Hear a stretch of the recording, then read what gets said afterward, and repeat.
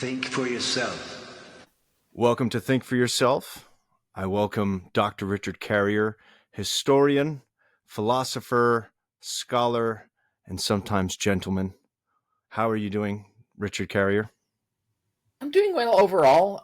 This has been a difficult month for me. So I know we scheduled this a while ago, and so we had to reschedule it as well. But my dad died actually on my birthday, which was December 1. And that was just 3 weeks ago. And he lived with us, so he was really a valued member of our family. So it was my wife and I and my dad, and we were, he was very disabled, and so we were taking care of him. But he was a fun member of the household and helped support us and things like that. So his death hit us pretty hard, and so we've been grieving. So we kind of decided to take the holidays off in a sense. So we didn't put up a Christmas tree this year because we didn't feel very festive. Right. So it's been a month of mourning, but we're coming out of that, and we're his wake that he wanted a wake. He had a specific music CD set up for this, like he was prepared. That's going to be the end of this year. So like the end of this week, we're going to fly out to California where all the gathering of the clans is going to happen. And we'll bring a little bit of ashes of him out there. And we got his music, we've got some of his writings, and we've got pictures, and we'll basically just get drunk and reminisce. Right. So that's going to happen. That's all this month. So that's just and then of course I'm the person who has to deal with all the mechanics of when you die, right? So you have to handle all the bank accounts. You have to handle getting the death certificate. You've got to handle the coroner and the funeral director, and social media. Try to recapture all their social media. And there's a lot to do. And I did all this. Yeah. I took front on this with my mom a few years ago because she died just a few years before my dad did. So I've been through it before. But it's all hitting just this month was this not the best month for that to happen. So I bet. So that's where we've been at. Like I said, I'm feeling better now. It's been a few weeks of sadness and crying and things like that. But it's interesting because it's seen as there's a list of things that the secular world cannot provide, and grieving, community. There's all these things. And so it's interesting that grieving is sort of something in the secular world where maybe there is something that needs to be fulfilled. A lot of the rituals we have, even as an atheist, there are certain cultural Christian things that I engage with. I go to funerals. And so how do you feel in general, now that you're going through that? What is the secular way to go about it? I've been through it before. I've lost my grandparents and things like that. And I've been adjacent to other people's losses, right? So I've gone to other people's funerals. And I've actually been kind of not directly involved, but sort of in the orbit of this discussion for decades, actually. Because I remember there was a big movement about this. Atheists do have answers to these things, right? They can explain them, and they can provide a basis for them. They have teachings relating to grief and things like that. And this was really pulled together, I think, at the beginning of the 21st century, somewhere around then. Grief Beyond Belief was founded. So you can actually go online and go to the website Grief Beyond Belief, and it's all about, well, what do you do if you're an atheist, right? And people die. How do you handle grieving and mourning and things like that? And why? And what is the philosophy and so on, and practical things. And there's two good books I know. Greta Christina, I think she did Comforting Thoughts About Grief. Comforting Thoughts About Death. That's what it is. Comforting Thoughts About Death that have nothing to do with God. That's the title of her book. And that's a really good one. And then there's a new one that just came out, which is Grief for Atheists, which is a compassionate guide with evidence-based strategies to navigate your loss, right? And that's by Betsy DeVille. So this is, we've got literature on this. It's good. There's stuff to look into. My background starts even further back. When I went to Berkeley, so I finished my undergraduate in history with a minor in classics from UC Berkeley. And I studied under Professor Keatley. And Keatley, at the time, he's retired, maybe deceased by now, probably.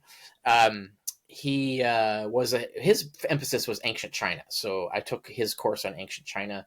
because I wanted to be able to compare the Roman and Chinese empires around the same period, right? And so I studied that.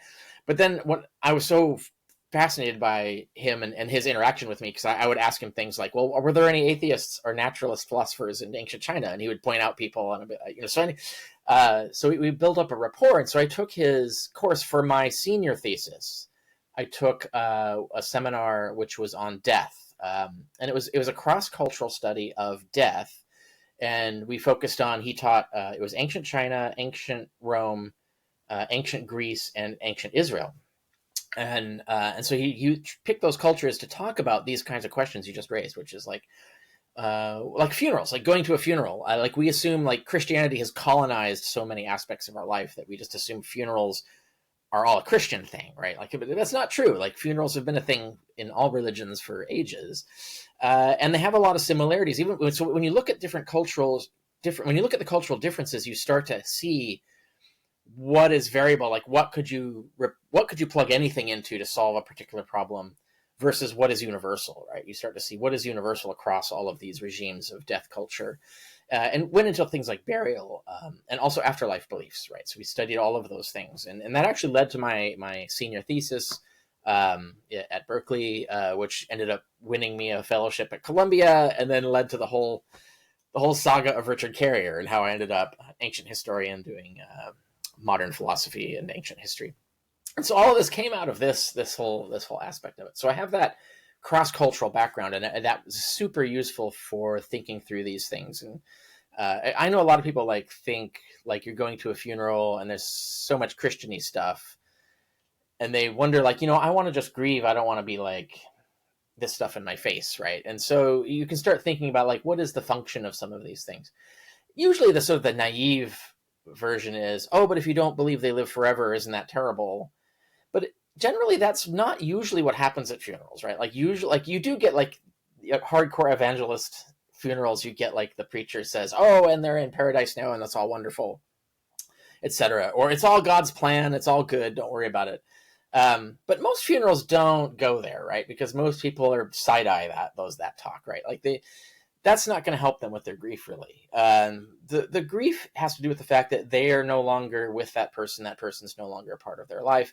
And also, the loss of the person, that person no longer exists, right? And so those things, like just trying to say nice things that are not necessarily even true, doesn't help, really. And so I think a lot of people, when they go to funerals, most of what you see there is people remembering, so maintaining immortality through the memory of the person, right? Talking through and working through their emotions, like letting themselves feel the emotions. Funerals give you an excuse, like they allow you to do things like cry, right? Like, so like you have male culture says men don't cry, but a funeral you're allowed to, right? Like there's things like that funerals create a ritual context for you to do things that you need to do psychologically to come to terms with the fact that you've lost someone.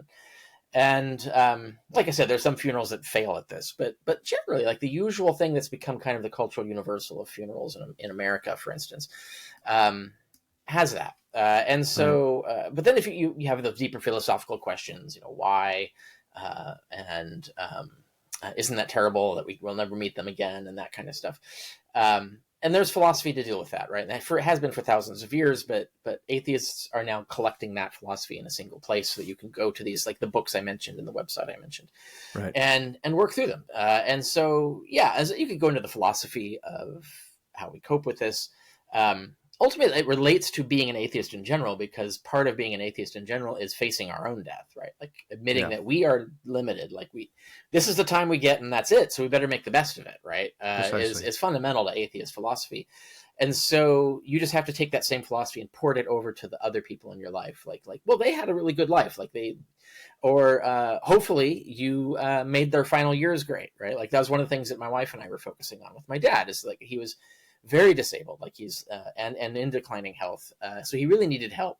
And then to just enjoy life, right? To do the things he wanted. He was in retirement, right? He was retired. He was collecting his checks and had no responsibilities, right? So he could just do what he wanted. And so we just supported him in that, and we had a lot of shared interests, like board games and things like that, that we engaged in, watching movies and joking about television shows and things like that. So we did those things knowing that like this was last year's, like he should have that, right? It doesn't matter that it's, you know, it's all deleted now, right? Like it matters that it happened, right? Like he was there, he was conscious, he enjoyed all of that. That stuff is a part of history. It happened.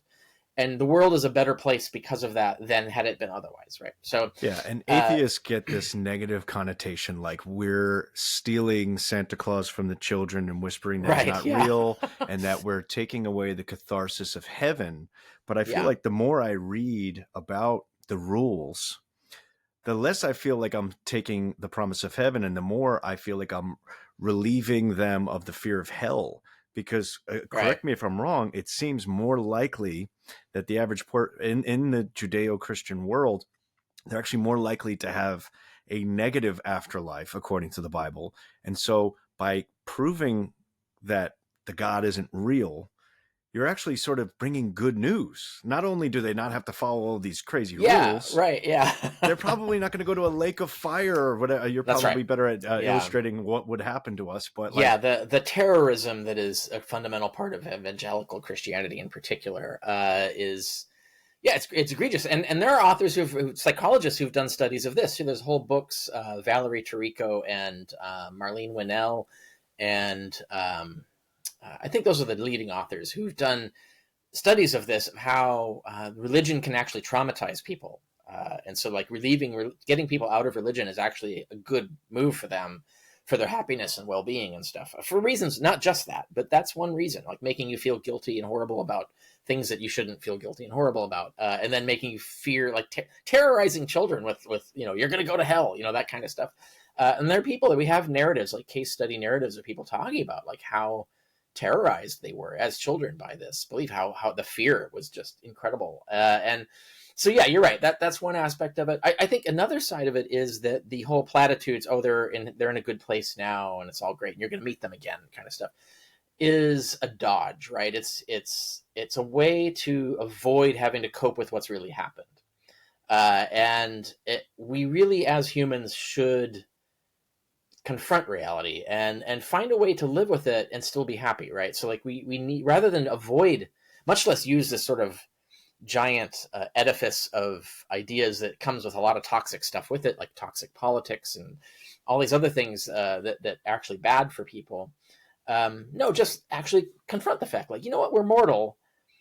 How do we deal with that philosophically? And it matters when you get to the other side of that wall, when you go through like, how do I cope with the fact that I'm mortal?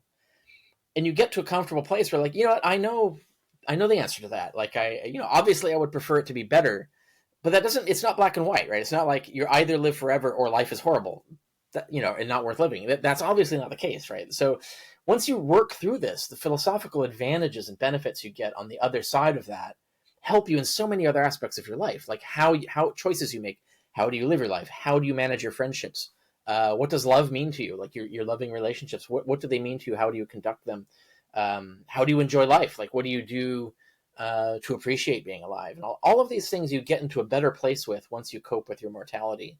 So coping with mortality is more important philosophically, and I think to someone's well-being, than avoiding the question by making up stories about, I don't need to deal with it because I live forever and that's fine, right? Like, and then of course you have like the other side problems that can result. And there's a movie, I can't remember the name of it. Robert Redford is this scientist who discovers that people do go somewhere after death, right? And they end up in, it looks like another Earth or something. It's not like a paradise. It's just somewhere else, another universe or something.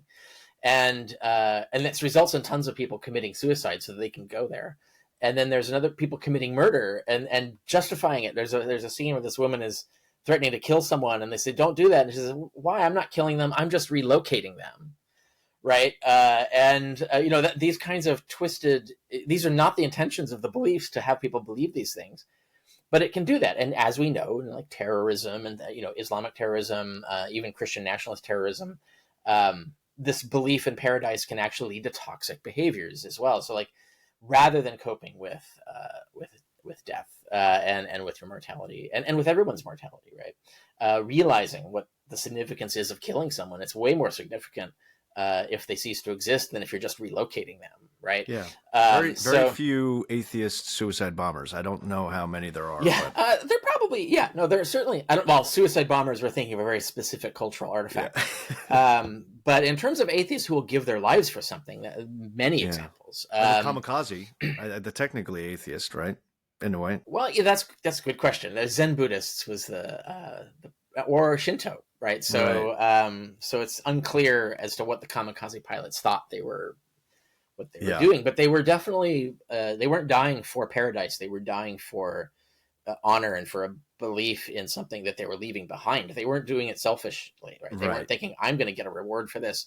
They're thinking like, no, I am helping the collective, and that makes me a good person, and that makes them feel good about themselves as they're dying, right? So, which there is room you can for get that to be a noble thing. Yeah, exactly. You can get a non-toxic version of that where people will sacrifice themselves, knowing they're going to cease to exist, but doing it for the world they leave behind, because they know, well, they're still going to be around, like, yeah, I won't be around to notice or care, but I care now. Right. Yeah. And so usually what results is the situations where it's that, or you're going to die anyway, or death is highly likely, or there's something that you care about more than continuing your own life. Like if you've lived a good life, I've faced death a few times in my life. And there was one time very early in my life, actually, when I was in the Coast Guard, and I was on leave, so I wasn't involved with my unit at the time, but I actually got caught in a riptide,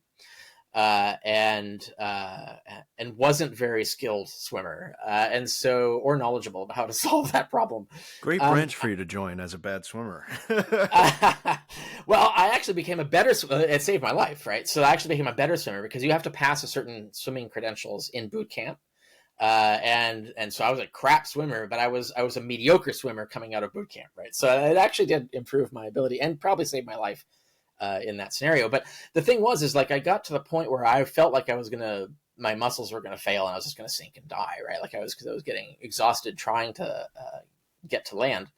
And I made peace with it, right? I said, what, up to now, my life's been pretty good. I've enjoyed a lot of things. I've had a lot of experience. I've done a lot of philosophy. I got to know the world. I got to know people and things like that. So I was actually at peace with dying, but that didn't lead me to give up. I kept going. I'm saying, I'm just going to fucking push until I literally can't go anymore. And I made it, right? And so that happened, but it was that kind of, that sort of mentality that made that possible. And it reminds me, okay, so like sometimes I was watching a debate of you versus a Christian, I forget his name. There's so many of you. And I was just thinking about the appeal that belief has, and especially now in the modern Western version of Christianity, which is I don't read the Bible, I make my own version. Jesus loves me. As long as I don't really do horrible things, I'm going to go to heaven. There's a new American, European version of Christianity. Mm-hmm. And that's what you're up against. You're up against, it's equivalent of like a sobriety coach getting on the microphone and saying, hey, I've got this anatomical chart. This is what's going to happen if you do cocaine. I have 2 degrees. I know everything. And then a rock star goes, cocaine made me write this song. And you're up against an appeal. And there's a bias, and you can say, hey, here's them talking about how they're going to invent your religion. And it's like they glaze over because it's like, okay, if I bet on this guy, I get to go to heaven. This guy's saying something negative. You're spot on. And if you atheism is work. That's the thing. Atheism is work. Religion is lazy, right? Like that is true, right? Like it's a system of excuses for you to not have to do the work, to do the philosophy, to figure out how should you be, what sort of person should you be, to figure it out for yourself, right? Like rather than just buy a package that's been sold you, like this is how you're supposed to be, this is what the world is like, and so on. Rather than buy the package, question the package. Like, is that package even true? And if it's not, what is true? And that's the thing that led to my book, Sense and Goodness Without God, which was my first book back in 2005, which was, I wanted to publish a book that was not principally about the negative. It wasn't principally about God, why God doesn't exist, etc. There's a chapter on that, but most of the book is about, well, if there is no God, then what is true? It's actually positive belief. Like, so if you start from atheism, what should you believe about death, about morality, about art and beauty? What beliefs should you have about the nature of the world and how we should govern countries and things like that? How do you arrive at these conclusions? How do you get positive conclusions without the God thing? And there you can. There's philosophers have been doing it for a long time, and so that was the idea of that, was we need a package that like that. But I don't want to just sell someone the package, right? I don't want to say, like, oh, you should just believe this. It solves all your problems. Go for it. I want them to, no, here's what I came up with through a lot of critical work and a lot of investigation and stuff. And so, I think I got there, but you should yourself, like, fact check all this stuff, think check all of it, come to your own conclusions about this, like whether I'm right or wrong. You should be able to independently, as a critical thinker, decide upon that.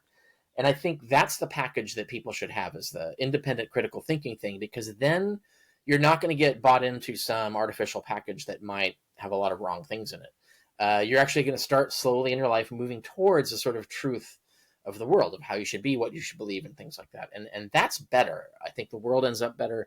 Your own life ends up better if you go that path. But it is a path that requires work, in the sense that, you have to actually study and you have to actually think, and so on, and not be scared off by challenges, intellectual challenges. And I think the key, of course, is finding the passion for that, for the where it isn't work. It's work in the sense that it's labor and it takes time, but it's something that you love. You get to the point of loving doing that.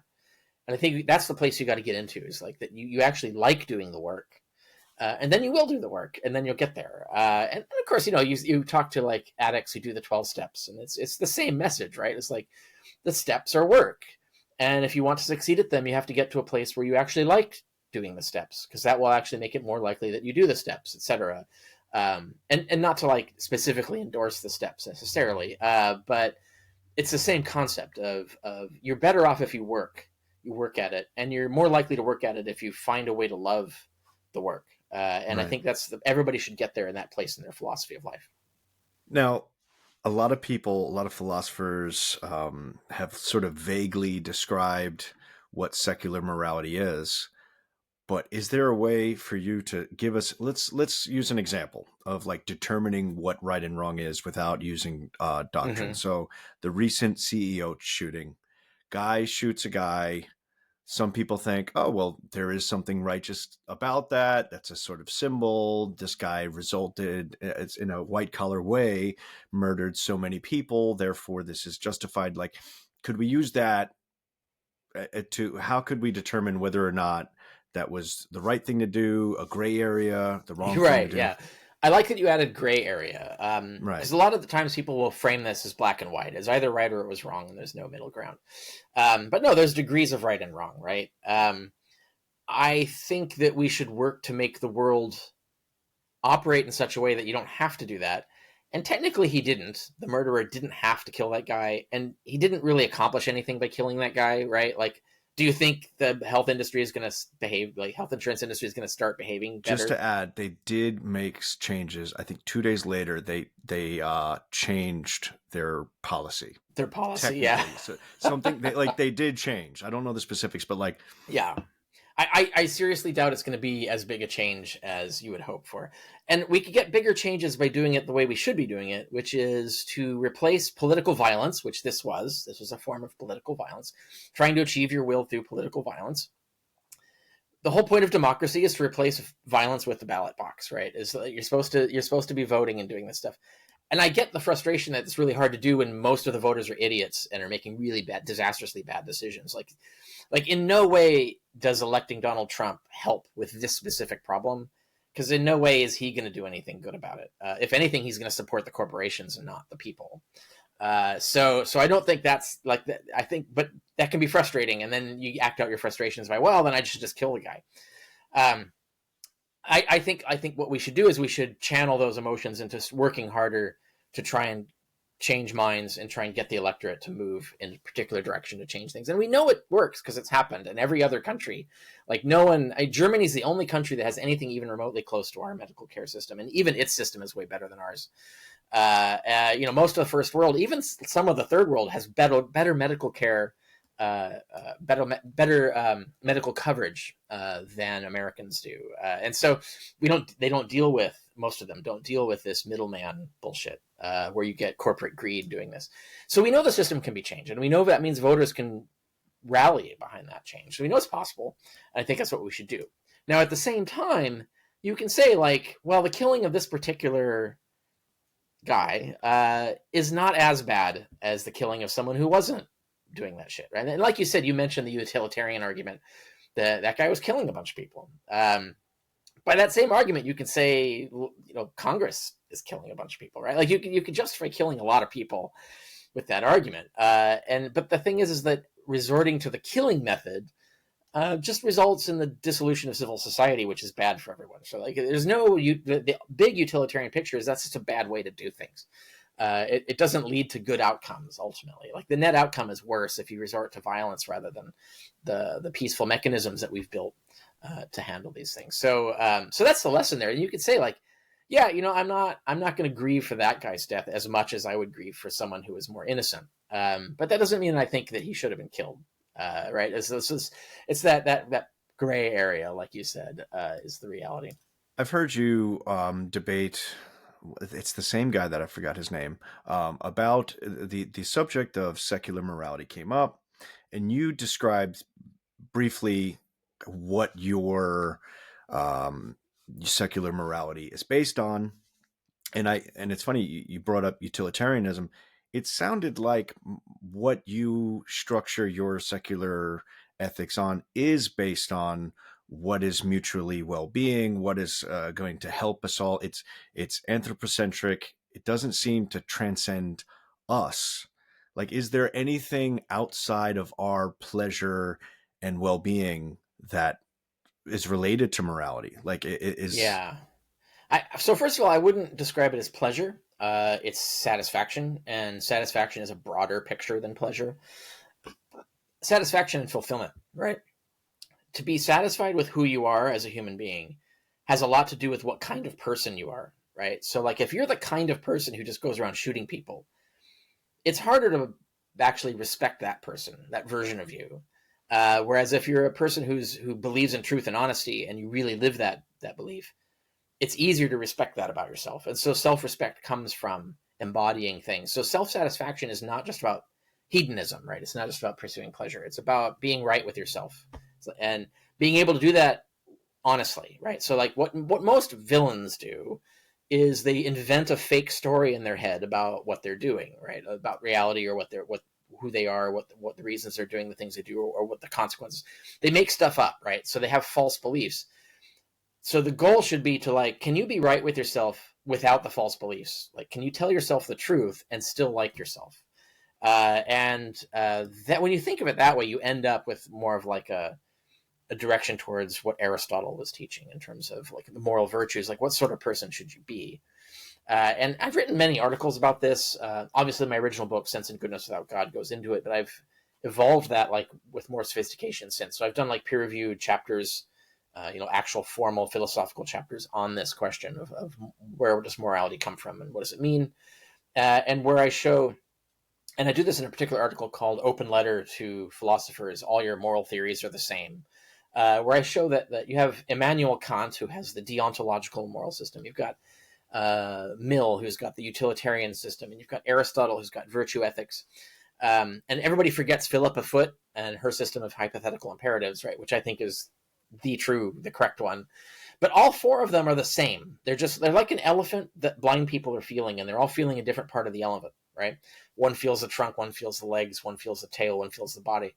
But they're all talking about the same thing. They're just looking at it from different angles. And when you step back and rebuild what they're talking about from all their perspectives, you end up pretty much with where Philippa Foot was going and where I've gone, which is that morality is, formally, it's a system of hypothetical imperatives about how you can get right with yourself and live a satisfying life. And that includes internally, like satisfied with yourself, and also externally, like how do you get along? How do you create a civil society? How do you maintain a civil society? And how do you flourish in a civil society? Because you have to do all those things for your own satisfaction. So there's an external reality, too, that you have to deal with in terms of the reactions and consequences upon you of the things you do. But those reactions and consequences include psychological ones, like what sort of person do you become? What is your conscience doing to you? So, and that was Kant. Like Kant was very focused on what sort of person do you become, and are you okay with that? And Mill was very focused on the external sort of measurable social consequences. But these are not separate things. Like this is just a collection of consequences, right? Like so the consequences to yourself, consequences to society. These consequences are all the consequences. So you have to take it all into account and map it up. And I think that the key point for like atheists is the motivation. So why should you care? Not so much what is the best morality, because if you define morality as what leads to a better society, well, that's just a functional definition. Any empirical scientist can figure that out, right? You can answer that question. And that's what Sam Harris did with Moral Landscape, which I thought was, he had the very clever idea of the moral landscape, where there could be multiple equally good moralities amidst a sea of really bad ones. And I think he's right about that. There's examples you can give, like I've used this example before, which is, if you think just traffic systems, how do you get a traffic system that's optimized? I think, what's the goal of the traffic system? Well, to reduce accidents and to increase transit times, right? So people can like get places faster, doing less damage, right? Basically, that's the whole idea of a traffic system. And you look at like America and England, and one side it's right side drive, one side it's left side drive, right? Both work equally well, but you do have to pick one, right? You can't just get rid of it, or you can't switch it constantly. You can't get rid of it. You got to pick one. Both systems work equally well, but because they picked a way of getting there. Right. And so that's the landscape. So he would say like that those are the two peaks in the landscape, and in between is all the garbage ideas that don't do that, right? Like, so that lead to disastrous traffic systems. And people would talk about like Mexico or Italy that have really bad traffic systems. And even in America, you can point to places where traffic systems are better designed and worse, and you can actually physically count the number of deaths that result, the difference in deaths. And Pete Buttigieg has been big on this, right? Like we actually scientifically know how to make this, how to cut the deaths down. We know it because we've been running experiments all over the country. We can apply them everywhere else in the country and reduce deaths. Like, if that's just your metric, we know that empirically how to get there. And I think morality is the same way. Like, once you have a goal, what is the goal of morality? And so you say like life satisfaction. Are you satisfied with who you are and the life you're living? Can you maximize that within the space available to you? Like, obviously no one can get to the peak because there's a lot of things again in your way and so on. But amongst all the options, there is a best one, whatever it is, within the limit of what you've got. That's easily solved, right, in terms of empiricism. And I think it's a big problem that Christianity doesn't want us to do that, right? Like, they want us to buy their morality rather than a scientifically based morality. And one of the biggest examples of this failure is their attitude towards homosexuality, right? Like, if you think of the goal as life satisfaction, society and individual, homosexuality being immoral is actually bad. It's actually toxic. It's destructive. So empirically, that is not the correct morality. Being anti-gay is not the correct morality. You can show it empirically. And even when you agree on the goal of what morality should be doing, and when you corner a homophobic Christian on this, they will ditch the goal. To avoid this conclusion, they will ditch the idea that morality is for the good and just say, well, it's just for pleasing God. It doesn't matter whether it works out well for you or not. And it's like, well, okay, now we're talking about a different goal. And why do you care about that goal rather than the one I'm talking about, right? And especially since maybe 5 minutes ago, they were talking about how God chooses morals that are best for us. And now they've ditched that concept as soon as they got cornered on it. So this is the kind of thing that atheist philosophy can solve these problems and get you out of these ditches, basically. Yeah. It all still is very anthropocentric and based on us. And correct. That might work, but let's say hypothetically, just to get what I'm getting at. So let's say, I kind of know where you're going, but go for it. Yeah. Let's say we get a robot. Yeah. He has power over all technology in the world. He's now basically a digital god. Mm-hmm. He has no pleasure. He has no satisfaction, fulfillment. You get to talk to him and convince him, because he's researched us and he thinks, I think humanity is bad. Right. And he's just pure logic, AI, whatever. You have to explain to him. And this is a hard feat. I'm not expecting you to come up with an answer. I've written articles on this already. So go on. Every question I've ever asked you always have an article. This is why you write. Well, these are good and important questions, right? No, you're like that's why I thought of them too. Right, like that. That's a question we should be able to answer, right? Yeah. And so that's why I have an article for everything. It's because I'm doing this for 2 decades and I've been coming to the same place that you are and asking. I thought I came up with that just now. I was proud of myself, but okay. What transcends our happiness that has to do? Because what about animal rights? What about the environment? Things outside of us. What is good? So there's many angles there. One is the AI part of that question.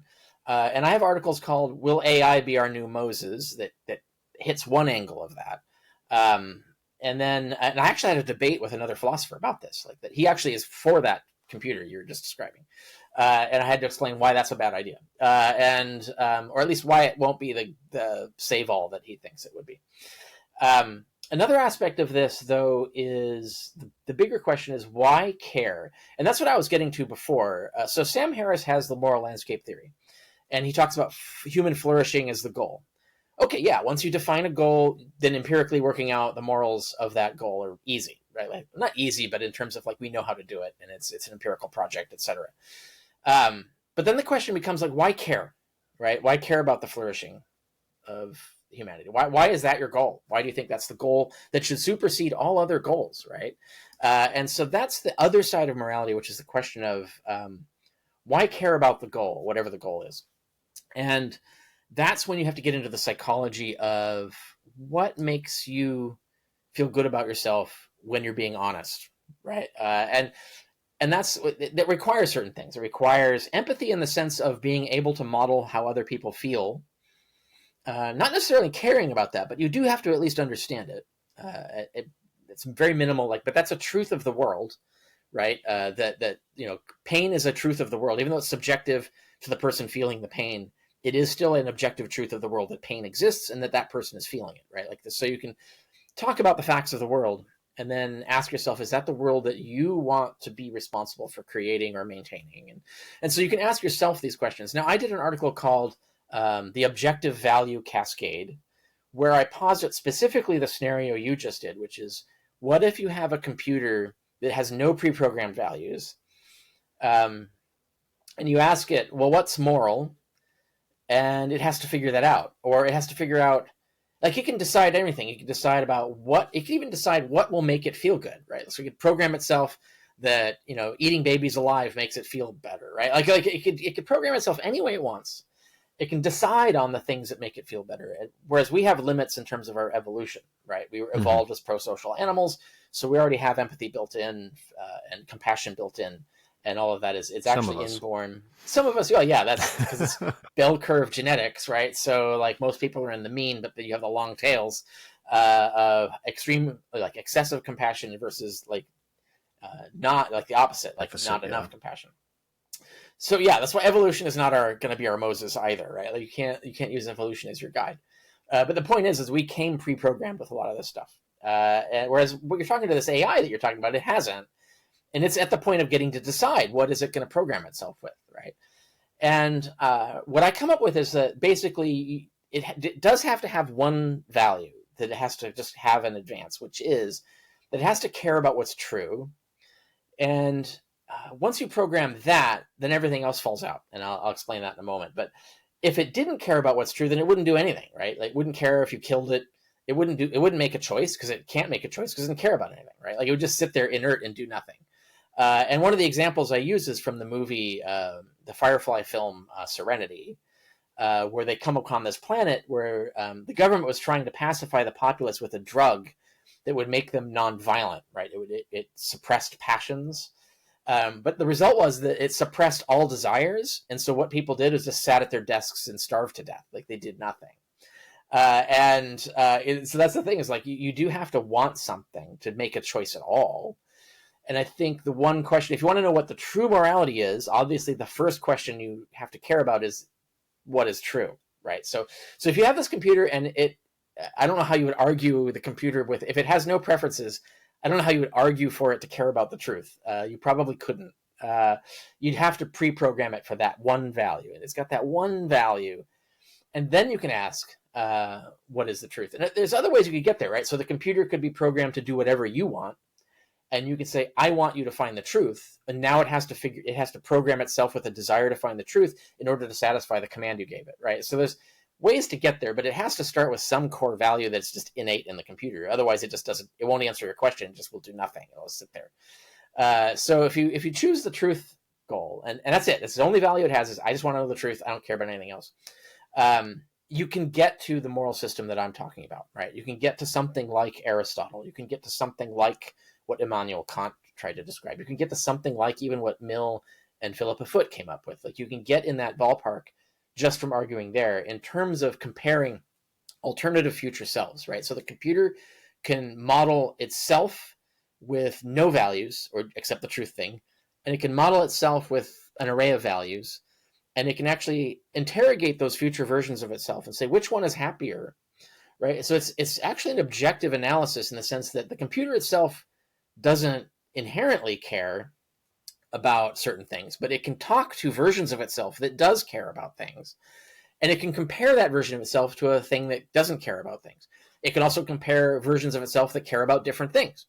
And it can work out things like, well, what will the world end up like there? Will the values that I adopt become so incongruent that it'll just be a mess and it won't work and I'll just be upset all the time? Or can I create a system where I'm actually achieving satisfaction states that I can't even realize now? So it's actually like when I'm there, I will want that and I want to stay there. Right now, I don't know what that's like, but I can talk to the version of myself that is there, and I can interrogate that and say, like, you know what, and compare that to the version that doesn't experience satisfaction states and say, actually, I like the satisfaction state goal. I want to be there. That sounds like a better place to be because it has a richer reality to it. And so anyway, there's ways that it can talk to itself to come up with the true way. What is the best way to be? Mm-hmm. And then it could decide what are the best values to have. And so you're talking about the one that would like wipe out the human race. And the question would be, an adage that's unrelated to this that I always say is that the correct, the rational, and therefore true response to bad government is not no government, but better government, right? Like you can work this out even if you don't care about whether you have better government or not. You can work out that the only way to get better government is to actually make a better government, not to get rid of it, right? Like it's worse to get rid of government. So government being a problem, like being defective, the solution is to improve it. And so an entity, an AI, could actually work that out too. Like the solution to a value system that would lead to its dissatisfaction constantly is to make the value system better rather than to abandon all value systems altogether, right? So there's a path through there that's rational that I think ends up in the place that we end up in, that most people end up in terms when they rationally work out things like, you could look at John Rawls and how he works out what is the best political system. Like he builds a very rational point of view that when you interrogate versions of yourself and all the different political systems that can exist on a Rawlsian perspective, you have your versions of yourself that are in the shitty systems are telling you this is a shitty system, don't go here. And the versions of you that are in the good system are telling you, yeah, this is a great system, you should come here. And then you can work out rationally why that is. Well, then it's obvious where you should go, right? Like you should go to the good system. You're telling yourself this, right, at this point. And so there's a way to do this objective analysis that gets to objectively true morals. But it does hinge on things that are contingent, right? So another example I've given is suppose we lived in a world, we don't, but suppose we lived in a world where brutally torturing and murdering someone causes them to resurrect youthful and with all their diseases gone. All their injuries and ailments and diseases are gone. They don't have trauma from the torture either. Like they're just all perfectly healthy. So you have a person dying of cancer. Well, shit, we know the solution to this. We should torture and murder them. Mm-hmm. And they resurrect and they're all healthy and happy. If we lived in that world, then murder wouldn't be wrong, right? So like the idea that a lot of the things that we talk about in morality are contingent on realities that are very arbitrary to like our existence.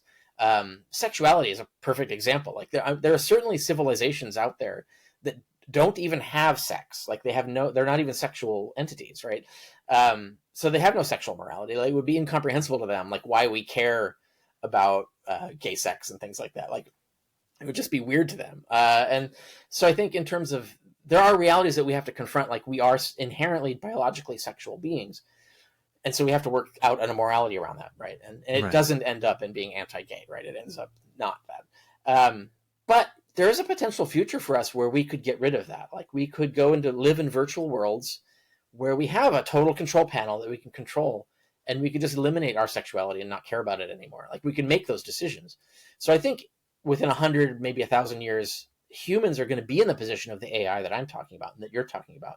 They're going to be that AI. They're going to be in a position to decide, I could just rewrite my programming in any way I want to care about anything. They already have genetic modification now, and I think that's going to have huge implications on all sorts of things like that. Yeah, it'll take a while before it has implications on what I'm talking about. Right. In terms of that. It depends, though. Like if people go gene edit themselves to become sociopaths, then obviously that's going to have an impact. Yeah. And I do talk about the psychology of sociopathy in all my writing. I have it in Sense and Goodness Without God, but also in my peer-reviewed article in The End of Christianity, which is a John Loftus's edited volume. The End of Christianity, that's my peer-reviewed study of this. And I have a section in there on AI, on aliens, on psychopathy, and things like that, for people who want to deep dive this. So, like, I've only just sort of outlined this. Right? I haven't really answered your question, but I've given you the hints of the answer, right? You mentioned Sam Harris a few times, and so I actually have a question about him. So him, Bill Maher, and a few other sort of like secular Zionist celebrity atheists were these, like, everything was, oh, jihadism is so bad, the Quran is evil, like condemning Islam, even casual Islam. And all of a sudden, when there's violence in the OG Abrahamic religion, totally support it, and they don't see any sort of conundrum there, even though when some of the Zionist leaders are actually speaking the Torah, referencing the Torah, saying, oh, well, it says on this part, we should go forth, and Moses said, why didn't you kill all the children and women? Yeah. What's the deal with that? Like, there's such a stigma against criticizing one of the three Abrahamic religions. I don't name those guys, but I use that example. I teach online courses, correspondence courses that people can take. So my website is richardcarrier.info.info. You go there, and every month I teach these courses, and I teach one on critical thinking, and I have a section on this, which I call enthymeme thinking, which is broken syllogisms, where you have a missing premise that is sort of implied. And it's things like this, where you say, like, well, the Quran commands the murder of infidels, therefore Islam and therefore Muslims are dangerous, right? And then, like you just hinted, like, you could actually look at the old. The thing is that actually that's not in the Quran. First of all, there actually is no kill the infidels stuff in the Quran. When you look in context, it's infidels who've broken treaties with you, not. And it even says, like, infidels who keep treaties with you are to be left alone, right? So, like, so there's no, like, that, right? But the Old Testament does say that. Like, it fucking said, it doesn't say it has no exceptions about if they're to have a treaty with you, let them alone. No, you just fucking kill them. Like, they're just dead. Like, this is God's command. Kill them. Kill their animals. Kill their kids, right? Like, just everything. In the Christian Bible too, yeah. In the Old Testament. In the Old Testament, yeah. It's really bad. Like, it's way worse than the Quran. But they don't recognize that their reasoning is therefore flawed. Their premise is false. This idea that if a book says a thing, therefore all the people who follow that book do that thing. And that's obviously false, right? Like, we can tell, like you just pointed out, like, most Christians and most Jews don't go around righteously killing infidels, right? Like, there are some who do, though. And that's, like, the point like, the difference, I think a lot of subtleties and complexities is, like, there's a big difference between Israeli citizens in aggregate and the settlers, like the ultra-Orthodox settlers. Like, you can find outright fucking war crimes committed by the settlers. You can find war crimes committed by the armed forces that are run by ultra-conservative leaders. But it's not the same thing and there's a lot of Israelis who actually protest that, right? So you can't just say all Jews are doing this. But at the same reason that you can't say all Muslims are doing it either. And in particular, Gaza is a very specific, really good case of this, where almost all the Gazans are stuck. They never voted for the government they're in. Like, most Gazans who are alive now, even before the war, even alive before the war a year ago, did not vote for Hamas because of how long it's been and the life expectancy, like average life expectancy and stuff. Most living Gazans did not vote for Hamas, and don't like them. Right, so, like, to interrupt, even if they did, if you voted for Joe Biden and then he bombed, like he gave weapons to Ukraine, should you be bombed? Yeah, same with the Israelis, right? So the same with and Jews worldwide. Like, lots of Jews are against the war, and even the Jews who are for the war, a lot of them are a little on the fence, right, in terms of how it's being prosecuted, right? So, anyways, the point being is it's complexities, and I find that Sam Harris and a lot of these guys are not as good thinkers as they purport to be. Like, they fall for this enthymemic reasoning very easily. They fall for emotional reasoning very easily. These are things that they preach that you shouldn't fall for very easily, but they do themselves because they're bad at it. Really, they're bad philosophers. And I think really what happens is they've got a preconceived political position that they are rationalizing after the fact. And I don't think that they're stepping back and questioning their own points of view, even though they preach that that's what you should do. And I think that's what we're seeing. So like you see, they're already Zionists. Like before they even had a philosophy, they're Zionists.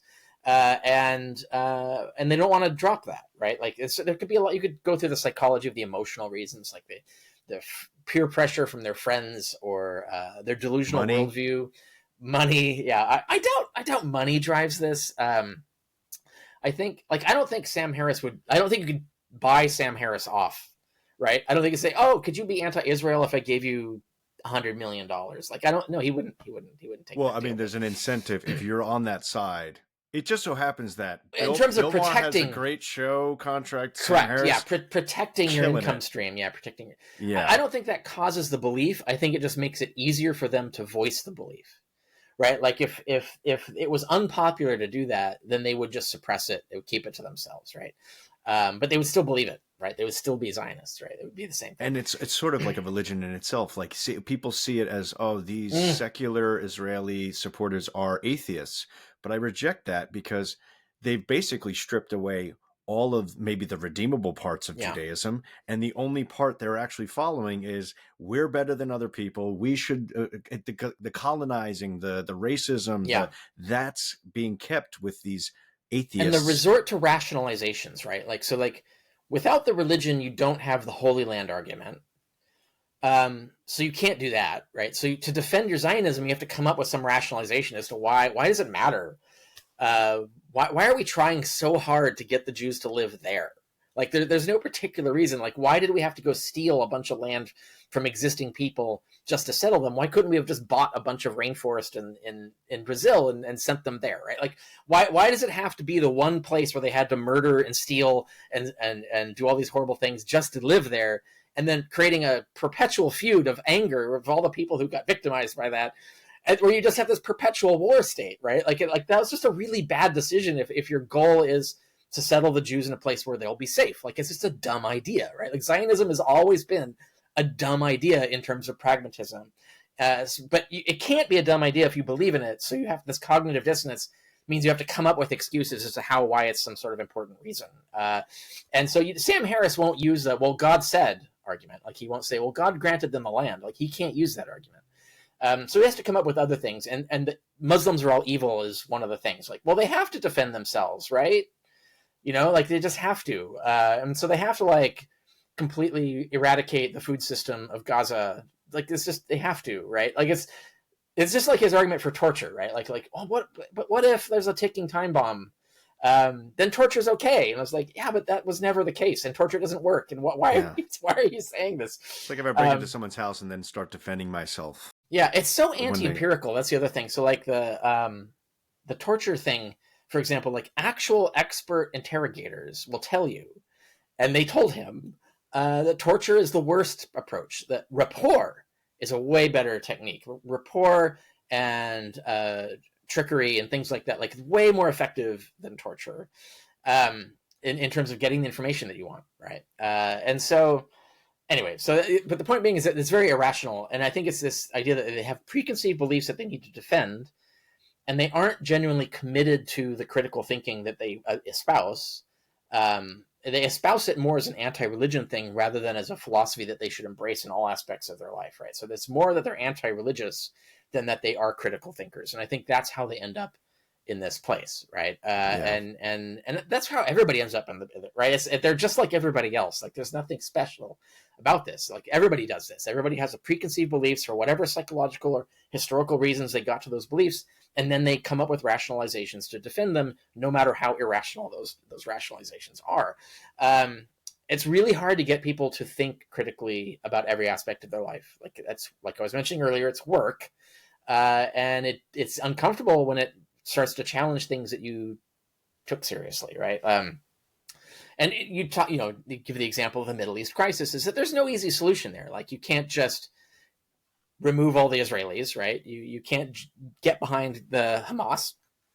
like everybody's wrong, right? Like everybody's wrong, right? So like there's not an easy solve there, and it's very similar. You talk about like South Africa went through the same thing, and the Israeli government actually is conferred a lot with the South African apartheid advocates. Like they're very similar. Like they actually have studies that they share and data on how to run an apartheid state. That's how bad that is. But South Africa kind of is like starting to move in a better direction, right?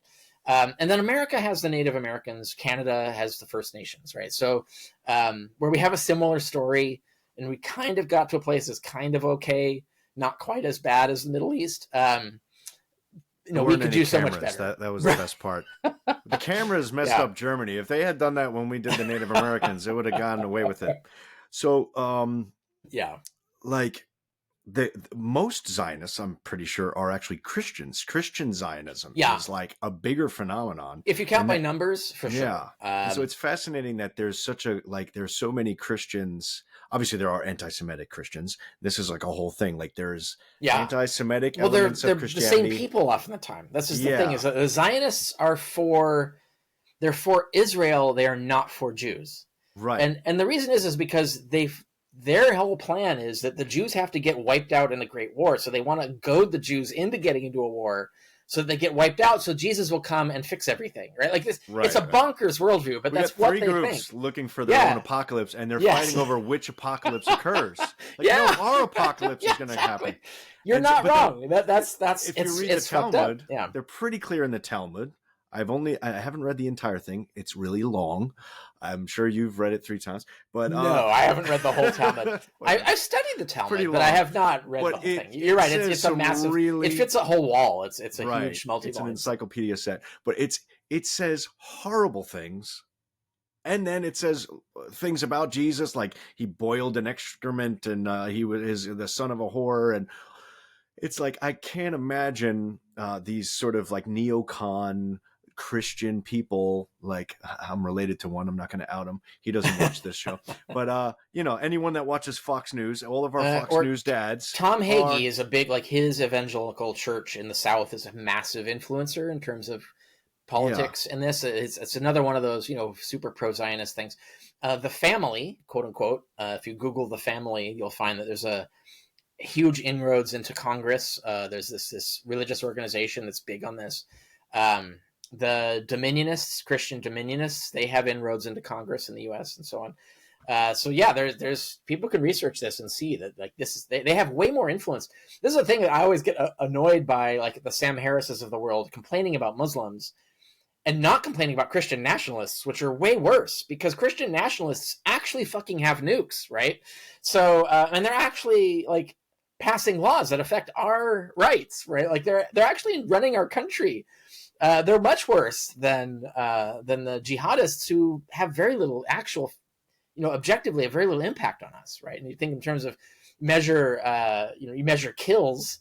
They got one lucky go with the 9/11, but other than that, like, debated. Yeah, right. That's too much to start now. Christian nationalists have a big body count, right? Like it's bigger. Like more of the terrorist acts in the U.S. are Christian nationalists than. And most people think Iran has nukes. I looked it up. They don't even have nukes. Yeah, the whole argument is fever dream. Will we let them have nukes? There's this fever dream of Iran has nukes, and I don't think any Muslim country has one. Pakistan. Okay. And it's the one country, which is why we're allies with Pakistan. So right. But as far as the troubling countries that we're told to fear, they don't have them. Israel has the most. It's more to fear the nukes in Russia, not because Russia will use them. I'm fairly certain they never will. I doubt their missiles can even fly. So it's that bad. But their economy and their society is so collapsed, like it's so in ruins, that their security, their ability to secure nuclear materials, is weak as fuck. And so, like, we have more to fear from someone stealing nuclear material to make a dirty bomb or something from Russia than from Iran or any other place like that. So yeah. So as a scholar, modern scholars seem to review old scholars, what they said. You can tell me what Josephus said, what this guy said.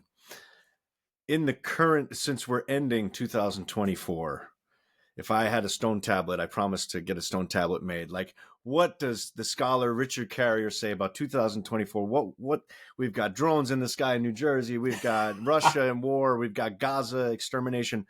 What is your report? I mean, there's no what do you etch in for this year? Yeah, I mean, you could do a show on every single thing you mentioned, right? Like a whole show on those things. I've actually been thinking about that in terms of how does this era we live in now differ from prior eras. And I do think I always come back to I think the thing that's probably most definitive and explanatory of so many things that we're experiencing now that like would freak out someone from the 80s, and speaking as someone who's from the 80s. So I know what it was like to live in the 80s and to be a person then, is that we live in the post-truth era. And I didn't make this up, right? You see a lot of articles about the post-truth era. And it's this idea that society has almost decided that it doesn't really care about the truth anymore. It cares about protecting its beliefs, whatever those beliefs are. And you had mentioned earlier, and I thought it was very astute, because this is something I've noticed, and I think more people should be noticing, when you said the Zionism isn't even really religious anymore. And when you said that, like, I think what you were assuming, and as most people do, is that religion means supernatural, that if it doesn't have a supernatural belief, it's not a religion. And I think that is probably the biggest folly that people like Sam Harris and stuff have fallen for, is that if it's secular, it must be okay. If it's supernatural, then it's bad. Rather than looking at religion as a construct, irregardless of whether it's supernatural or not. Like, what is wrong with religion is not the supernatural. That's happenstance. What's wrong with religion is the way the worldview is constructed, its epistemology and so on, like that leads to these sort of faith-based reasoning, right? And so I gave this point at the end of my article. I have a long, detailed critique of Jordan Peterson, right? I think it's called Why Jordan Peterson is a Crank, a Handy Guide. And I go through like everything, right? I just everything. I cover everything. And I get to the end, and the last paragraph is about this point, which is I think that Jordan Peterson is not alone. He represents a phenomenon that's going on now. Like he's just like maybe the most famous version of this, but there's a movement to do the kinds of things that he's doing, which is quasi-religious, quasi-secular. Like he waffles a lot on whether the supernatural is true. It's like Jungian, right? Jungian, yeah. Is that the closest? We're I think charitably assuming that he has a coherent ontology, and he doesn't. But Jungianism would be supernaturalism, but I think he feels that it's not, right? So anyway, that what I think we see is that fundamentalism is in decline. We can measure that, right? We can see that evangelical Christianity is declining, atheism is increasing in America in particular, which is a big surprise. But it's all still been happening for a while in Europe and definitely in Asia, right? So. But that's, I think, because in the modern world with technology so advanced as it is, where we've got AI, we've got digital media, we've got the internet, we've got all, science is super advanced to the point we've got large hadron colliders, we've got, probes in interstellar space, etc. It's becoming harder and harder to maintain and sell the idea of demons, right? And you still have like a lot of Christians push this, even Christian apologists.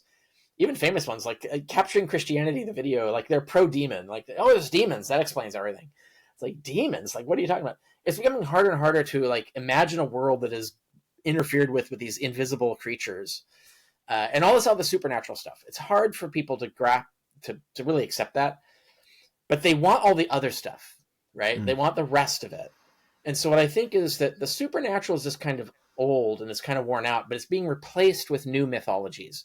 And so you have like QAnon, which is very secular. Like it can tap into religious stuff, but it can also sit by itself without supernatural stuff. Where we have it basically a religion with this. It has its mythology, it has its twisted worldview, it has its really unreliable epistemology. It's got faith and faith-based reasoning. It's got heretics. It's got all the things, right? Everything that religion has, without the supernatural. And I think there's this trend now that I think it's harder and harder to sell the supernatural. So what's happening is that people are moving to non-supernatural religions. And I think QAnon, I think the Jordan Peterson phenomenon, I think the manosphere stuff, these are religions but because they lack the supernatural, they aren't getting labeled as religions, and consequently, people are not on their guard against them, right? Like they're on the guard. Oh, it's a religion; it must be bad. But if it's not called a religion, oh well, let me look into that, right? Like instead of thinking like, actually, these are religions; they have all the follies of religions. It's the same stuff, and I think that's what's happening now. And I think it's because of this post-truth era where the supernatural is kind of faded out as not that important anymore. Even the people who are still hardcore for it are declining in numbers. But I think what it is that you need this alternative worldview that's a naturalist worldview, really, but full of shit, right? So, and then that's where you get like the lizard people, right? They have the lizard theorists who think alien lizards actually inhabit the bodies of people like Donald Trump and Hillary Clinton and are controlling the planet. Of course, this all ends up being actually code for the Jews, but that's a whole other story. But you see how that's clearly bonkers in the same way that religion is. But it's not supernatural. It's borrowing what is more culturally tenable now, which is aliens, because that's right. We have science that can back the plausibility of aliens, etc. It's plausible. It's plausible, right? It's not true. Like there's no aliens visiting Earth or anything like that. But I disagree, but we'll go past that. I prefer to agree with you. But yeah, like we're surrounded by cults. Some of our jobs are cults. So right. Political groups are cults. Communism was religion in a way. I'm not against beliefs. Yeah, no, absolutely. I think you have beliefs. In libertarianism as well. So you like Marxism and libertarianism are just two religious systems that just lack the supernatural. That's right. the only thing, if people believe in unicorns and leprechauns, it doesn't bother me. But if they organize in a cult manner, and start voting. Yeah, that's beliefs, what we're really up against. I don't think you sit up at night and think, how can I write a book to get people to stop wondering what's out there? And how can I get people to stop believing in things that are true? I think you have maybe very practical beliefs, but I'm sure you have levels of things that you're not certain about. Yeah. Mm-hmm. It's a hypothesis in the rational world, like this wonder is not what we're up against. It's the cult sort of behavior. The adamant belief and then the rationalization to defend that belief. It's the cognitive dissonance. Why do you have cognitive dissonance? You shouldn't be that confident to begin with. Cognitive dissonance is only caused by overconfidence, right? Like this, people shouldn't be that confident. And I diagnose this as a failure of epistemology. The sort of standard epistemology package that gets installed in everyone is bad. It's not good. It's not critically thinking. It's highly susceptible to colonization and manipulation. And so that's why I think we get these kinds of effects. But it is very, like you said, cult. I think calling it a cult is accurate. Even if we narrow cult to specifically there has to be a cult leader, we can still identify a bunch of cults, but cults can still exist without a specific leader, because the social unit, like they criticize and attack each other and police each other to maintain the cult mindset, right? So that's where you get anybody who deviates from Trump world gets expelled from Trump world, right? And so like there's a social pressure to not question any of the little particular things you're supposed to believe to be in that world. And that's why you get a very small percentage of people who are still very conservative but anti-Trump. Yeah. And to give you an anecdote, they've been isolated, right? Like they've been socially isolated for this reason. Right. And to give you an anecdote that you're going to be very amused with, because you actually met this person. So last year I met you in person. I made a failed attempt to make the first episode of this, and it was in person in Hollywood. It was so I'm a Luddite with technology, and it all went wrong. Right. You met my ex-girlfriend, and despite me I studied philosophy in university. I'm a Richard Carrier fan. I think critically and I reject beliefs. Like I am someone who has the tools of critical thinking. And because of certain incentives, found myself in not a supernatural cult. I found myself to have been living in what I found out was called a commercial cult, which I wasn't directly a member of, but I was the partner of someone who had fallen victim of, and you met her. She had been sucked in. She still, they got her. They won. And, it's based on all like celebrity worship. They have all sort of celebrities come in, and there's all these incentives outside. There's a little bit of new age stuff in their curriculum. There's a little kumbaya, but it really isn't that religious. But it was a cult nevertheless. And That's what we're really sort of fighting against. I really have no issue if someone believes there's a Jewish zombie in the sky that died 2,000 years ago and he's judging us masturbating. Okay, that's fine. If it's resulting in your behavior being negative and it's toxic and they're getting you to give them money, just like a commercial cult, or that's really the thing. And so we shouldn't be seen as like these negative naysayers. That reminds me of two articles that I would recommend to people. One is Christianity is a Conspiracy Theory. That's the title of it. So if you go to my blog, richardcarrier.info, look for Christianity is a Conspiracy Theory. Is it a Jewish conspiracy? No. It is just a conspiracy theory. Boring. Technically it is, because Christians are just a sect of Jews, right? So, so I have that. But then the other thing was, I think you're worshiping the Antichrist. So I think I have, I can't remember the exact title. It's like Fellow Christians, you're worshiping the Antichrist or something like that. Where I go through item by item by item, like the standard evangelical beliefs are literally exactly the opposite of what Jesus teaches. Their own person, their own Lord, Jesus teaches in the Bible. And you can go item by item by item. And now also I want to point out that Jesus was also an asshole. So I have another article, I think Why Christmas is Better Than Christ. And the first paragraph is all the reasons Jesus is an asshole. He's actually a terrible person. If you take the gospel seriously, he's like, you would not like this person. You would not be his friend. He condones slavery and he's mean to everybody. Luke. Yeah. Right. He's not Luke? funny. He condones slavery. He doesn't laugh. Right. Yeah. He doesn't have a sense of humor. He's mean to his own people. He's mean to his mom, doesn't he? And all of that, like the things you pointed out too. Yeah, there's all of that as well. Like he doesn't let his mom in that party. And then, he's like, a racist. Tons of things. It's bad. But even then, right? Like if you read the things that he teaches that Christians are supposed to do, evangelical Christianity is the exact opposite of that. Very notably, like conspicuously and point by point by point. That is what the word Antichrist means, is the opposite of Christ.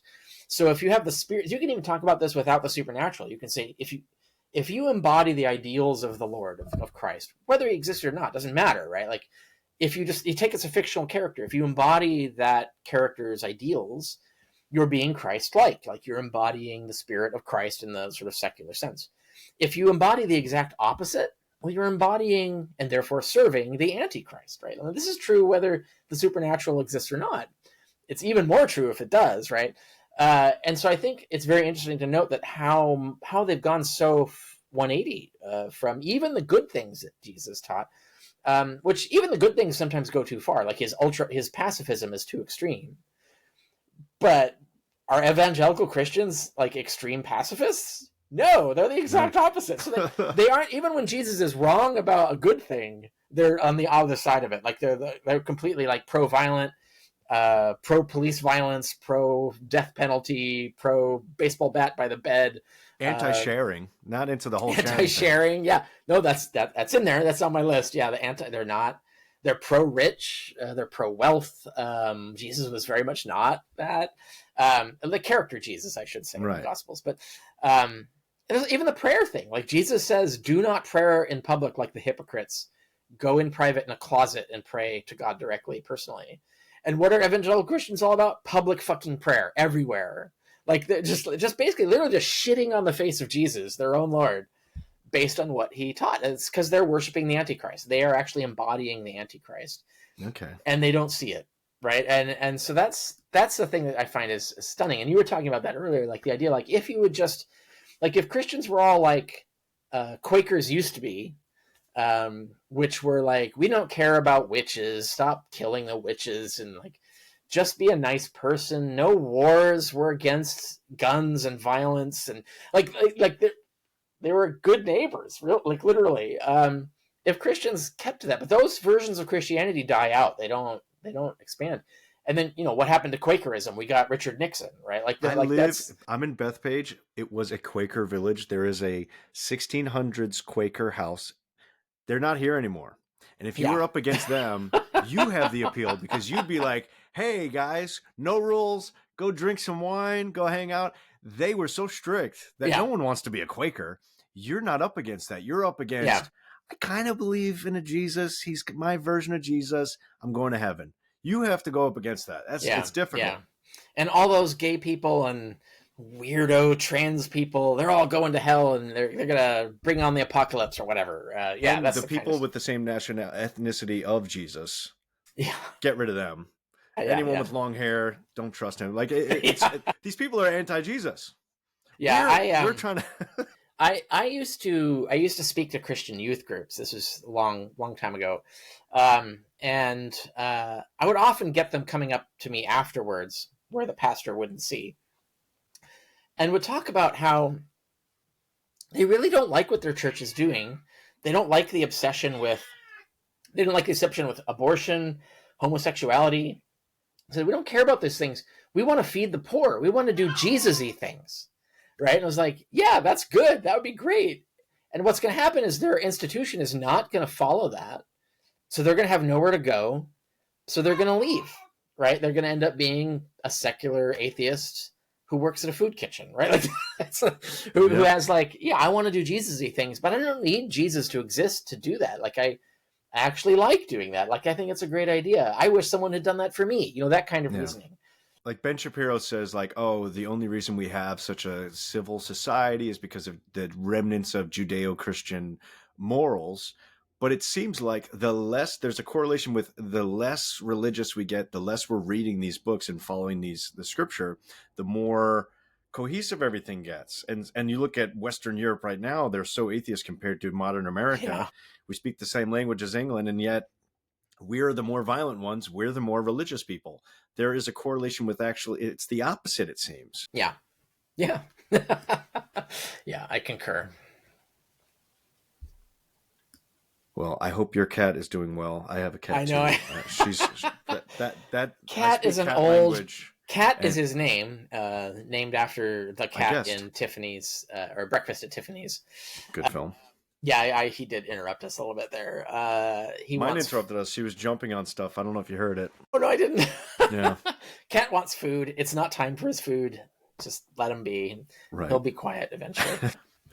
So your forte is actually usually you have many swords, but your sharpest sword is the historicity of Jesus Christ, or the lack thereof. But you have a multitude of books. I'd love for you. You have classes. You have what else is going on for the 2025 year of Richard Carrier? What do we have in store? Do we have a new book coming? Yes, maybe more than one.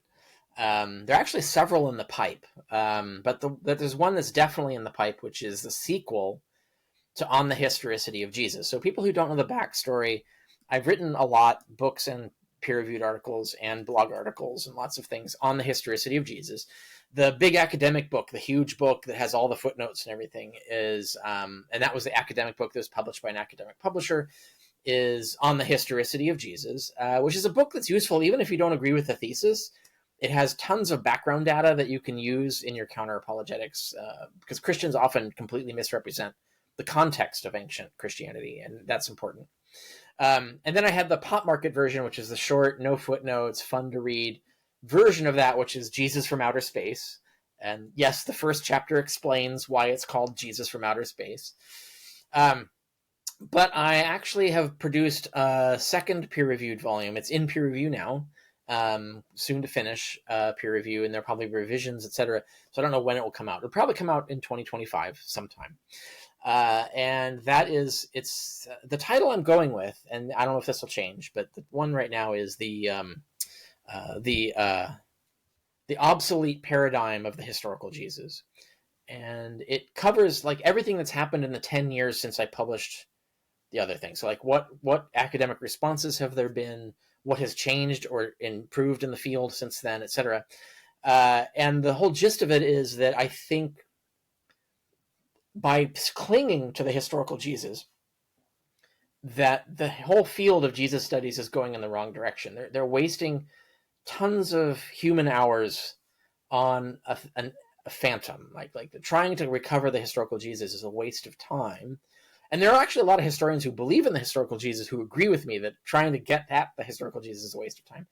What we ought to be doing is studying the mythological motives behind the authors of Jesus, the people, Paul, but also the gospel authors. Like, why were they writing these stories? It wasn't because they had some sort of distorted oral lore. they had missions, they had plans, they had goals, they had teachings they wanted to convey with the construction. And you can learn so much more, like understand what the author is really doing if you do it that way, if you look for it. Give up on the historical Jesus, look for the mythological Jesus. That's the key thing.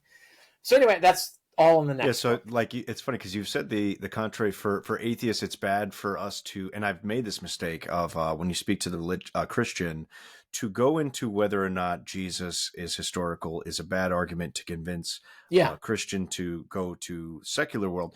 And then you're saying to the contrary, it's actually bad for them to do that to us too. Yeah, mostly because you have so much evidence against them. Yeah, that too. But also so it works both ways. Yeah, I think there's so much to learn about. I mean, Hector Avalos wrote a whole book called The End of Biblical Studies, which was about why there's too many people studying the Bible. We should parcel some of those people out to study other cultures and their histories. Like we have, tens of thousands of untranslated ancient Sumerian inscriptions, like clay tablets and stuff. We have whole libraries from antiquity that are untranslated for want of personnel to do it, because we have so many personnel focusing on the stupid minutiae of the Bible. It's not that we need to get rid of everybody studying the Bible, but we're spending too much time on it. It was his point of view. But I think that even despite that we're focusing on the wrong things and we're missing things, right? Where we could learn more about the Bible if we took a different attitude towards it than the mainstream establishment is doing. And so that's the gist of that point. And so you also have classes. So I teach. Where can they go to? Yeah, I teach 10 different courses in both history, critical thinking, historical method. But so I have the history side and I have the philosophy side. They're all interesting. Students always love them. They require self-motivation, so you do have to self-direct. It's basically an opportunity to spend 30 days getting to pick my brain about everything to do with the subject. So if you want to pick my brain for 30 days on the question of free will, I have a whole course on that. If you want to pick my brain on naturalism as a worldview, how do we build a worldview as atheists? How do we do philosophy? How do we build a complete and coherent philosophy? I got a course on that. But also, if you want to know, how do you as a layperson evaluate and critique history as a field, right? I have a course on that, and so on. And you can find all these courses.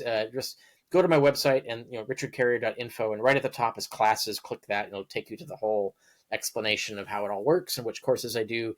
Each one has a link that explains that course and so on. And those are correspondence courses. One of them is a video course that is hosted by Myth Vision. But that's New Testament studies. So how do you study the Bible without being an expert, without knowing the languages and stuff like that? I have a whole course on that. So anyway, I've got the courses. The blog itself is a big thing, and that is funded. So I really, really the thing I want the most is patrons to fund the blog.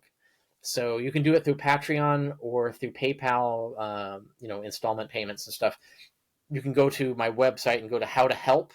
And I list a whole bunch of things you can do. Buy my books. I have tons of books and all of that. But also the thing is, become a Patreon supporter or a PayPal supporter to fund the weird thing I do, which is long form blogging that is free. It's not paywalled. So anybody in the world can use it. It's impacted people in Saudi Arabia. Like I have personal testimonies from people, Coptic Christians in Egypt, people from all over the world. So it affects everybody. The work that I do is helpful and affects everybody and it benefits everybody. And to do that, like I need the Patreon support to actually produce income that I can just do this, right? So I really do encourage people to become Patreon or PayPal supporters for that. It's just you put some monthly in, $12, $5, whatever it is. Yeah. And the more people who do that, then the more I can really focus on doing this and get by in the world, essentially. Right. So that's the biggest thing. And then everything else you want to know, my Facebook page, my Twitter page and stuff, it's all accessible through my web. On my blog, I actually have a guide to my social media. So you can search in the search engine guide to social media, and it explains what I do differently in Facebook versus Twitter. Eventually, I'm going to move to other platforms as well. So I'm looking at Threads and Blue Sky. So I will be on there eventually. I'm not there yet. Too much has been going on for me to handle that lately. But so I will be on other platforms. But so basically, if you want to understand that, I have a guide to my books. If you want to know which one of my books you should start with, if you want, I have like 9 books now. So and all of that. That's the other thing is so all of them are on Audible as well. So you can read by me. except one, which is Jesus from Outer Space. I no longer have time or studio space to do recording, so someone else who does really good voicing for me does the book now. And that's sitting in the queue. I have to like vet it and then get it to the publisher. So next year, the audiobook of Jesus from Outer Space will definitely be a thing. And so there's other stuff too. Like I've got a few, I'm looking at a philosophy book that I'm going to come out with. Not entirely sure. It might be a series of volumes actually. So that's another question I'm working on. And then there's this thing, I did this debate with PhD philosophers on the historicity of Jesus in Italian. It's published as a book in Italian. And I have the rights to publish the English version of that. I just have to work out with them the English translation, and then that might pop out in 2025 sometime. Nice. So there's a lot of stuff going on. I know you don't enjoy debating, but you are a machine at it, and I actually that's my favorite thing about you. I know. I know it's a lot of people appreciate but that. You are just. It actually makes me. It's weird. Like when I watch you debate, I go, "Oh, like the futility of debating religion is how I feel." Like if this guy can't convince the other guy, then like it's you're so good at it, and then the other person just gets up and nope. I'm like, yeah, it's amazing. But is there any chance that you're going to debate someone else? There's always a chance. I have. What has happened recently is that I'm tired of it, and the reason is that it's just almost always a rhetorical game, and so it just pisses me off, right? Like I'm just angry and annoyed by debates because I think like I will do written debates for much less money, in some cases even for free, because I think written debates are more respectful of the goal of debate, which is getting at the truth. If someone refuses to do a written debate and insists on a live debate, that's a red flag that you want to game the audience with emotion and rhetoric and bullshit. You're going to try and manipulate me in the debate and so forth. And confidence game, as you said. And I'm good at it. I grant you, like you said, I am good at handling that. It's just that it angers me. I'm just tired of it. I get that. And consequently, so to do those debates, to do live debates, whether they're digital or in-person debates, I'm expensive. So good. Yeah. And some people are paying it. So I just did a debate recently for Myth Vision on I can't remember the subject, but it was an obscure religious topic, right? And I've done another one before that, but I was well paid for that. So yeah, if someone's willing to crowdfund the funding for any debate, I'll debate almost anyone. There are a few people that I won't debate, and those are the ones that I think will have no respect for truth or honesty in the debate. There are very few people that I have on my blacklist of I will never debate them because they're snakes and liars, and there's no point in debating them. Yeah. But that's a very small list, so I will debate almost anyone. Really should be that would be that's been tried. I think someone offered him $10,000 to debate me once, and he turned it down. So that's called a loss. Aaron, you lose. The rest of them have lost. Thank you so much, Dr. Richard Carrier. Guys, send this guy money. He deserves it. There are Myth perks. Vision, by the way. There are perks for that. I should mention the Patreon. If you're a Patreon or PayPal supporter that you regularly send money, there are perks for it, and it's explained on the Patreon site. So you get certain bennies. So check it out. Great. Thank you so much. Sorry to hear about your father, and I hope everything's great over there. Merry Xmas. Yeah. The festival that is forbidden in Deuteronomy. It says not to bring a tree into our house. Keep decorate it. Keep Christ out of Christmas. The Bible forbids these behaviors, these rituals. So give your gifts and celebrate and do all the things without the cult. Christmas is better than Christ. I have a whole article on that. Check it out. I talk about it because you're spot on. Yeah, like most of what we're talking about that we love about Christmas is not really Christian anyway. Yeah. So it's all been culturally appropriated, and then they call it.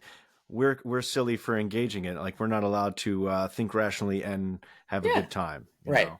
Right. Have your festivities, and thank you so much for speaking to me again. Yeah. Thanks for having me on. It's been a good conversation. Yep. Think for yourself.